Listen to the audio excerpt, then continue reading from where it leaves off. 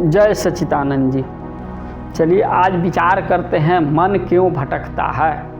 मन ज़्यादा हम लोग देखते हैं, ज़्यादा हम लोग सुनते हैं, एक दूसरे के ज़्यादा नज़र करते हैं। ये अमुख हमारा होना चाहिए, ये बंगला होना चाहिए, ये गाड़ी हो जाए। मन के अधिक इच्छाएं यही मन का भटकाव करता है। मन के अधिक इच्छा, जितना इच्छा जागृत होगा मन का उतना ही भटकाव होगा। मन जो है मन के बुद्धि विवेकहीन होता है। मन के अंदर जो बुद्धि जो है विवेकहीन होता है। इंद्रियां पांच इंद्रियां विषय भोग में फंसा कर लूटे, प्राण अपान व्यान समान उदान, ये पांच को मन के अंदर रहित बुद्धि के है। वो इंद्रियों को बस में रखे हुए है, बस वो भटका रहा है वो मन।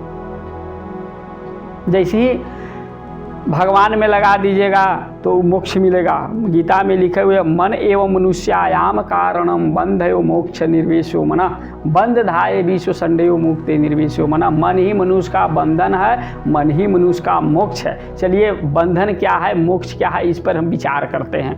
मन मोक्ष जो संसार में छोड़ के भगवान में लगा दीजिएगा तो मोक्ष मिलेगा।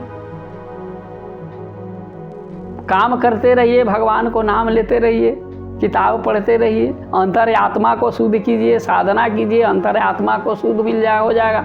जैसे ही अंतर आत्मा शुद्ध हो जाएगा तो मन के जो है सीधे परमात्मा से लाइन जुड़ जाएगा। परमात्मा में भक्ति ज्ञान वैराग और त्याग की प्राप्ति हो जाएगा। जैसे ही भक्ति ज्ञान वैराग और त्याग की प्राप्ति हो जाएगा तो मोक्ष की कामना करेगा, सोचेगा कि क्या करें कि मोक्ष मिलेगा। और नहीं तो बंधन, यहाँ पति पत्नी बाल बच्चा संसार में चोरी डकैती लगा दीजिएगा और बेईमानी में लगा दीजिएगा, शराब दारू ताड़ी मान इत्यादि में लगा दीजिएगा तो ये बंधन है। ये बुद्धि भ्रष्ट कर देता है। बुद्धि भ्रष्ट करके मनुष्य को ये गिरा देता है। मनुष्य जो है बुद्धि विवेकहीन होता है। कर्म से ही, जन्म से ही मनुष्य अशुद्ध है। जैसे जैसे कर्म करेगा वैसे वैसे शुद्ध हो जाएगा। जब जन्म लिया था मनुष्य तो उस समय अशुद्ध था, क्योंकि माँ के गर्भ से मल मूत्र से ही निकले हुए थे। उस समय जैसे ही निकले पृथ्वी पर आ गए, उस समय जो है से कर्म किए, कर्म करते करते माँ का दूध पिए, कर्म करते करते वो शुद्ध हो गया। शुद्ध हो गया तो जैसे ही शुद्ध हो गया तो भक्ति में लगाइए, ज्ञान में लगाइए, त्याग में लगाइए, तभी मोक्ष की कामना होगा। मनुष्य घर में जन्म लिए हैं तो ये मोक्ष की प्राप्ति के लिए ही लिए हैं, नहीं तो ये घर संसार में लगाने के लिए नहीं है, चोरी करने के लिए नहीं है। मनुष्य बहुत मुश्किल से भाग मिला है, मनुष्य तन मिला है तो बहुत मुश्किल से मिला है कि फिर मैल रखे। जिस तरह से भगवान में भक्ति में मोक्ष लगा दीजिएगा तो मोक्ष मिलेगा, भगवान को ध्यान में लगा दीजिएगा तो मोक्ष मिलेगा। जिस तरह भक्त भगवान के शरण में गिर जाइएगा तो मोक्ष मिलना ही है। इस जटायु भगवान के पास नहीं गए थे, खुद भगवान जटायु के पास गए थे। बेचारे पंख कटे हुए, जटायु का पंख कटा हुआ था, रावण दुष्ट ने पंख काट दिए थे। उस समय भगवान को आराधना कर रहे थे, ध्यान मग्न थे, साधना कर रहे थे, राम श्री राम श्री राम श्री राम। उस समय पर दर्शन दे दिए।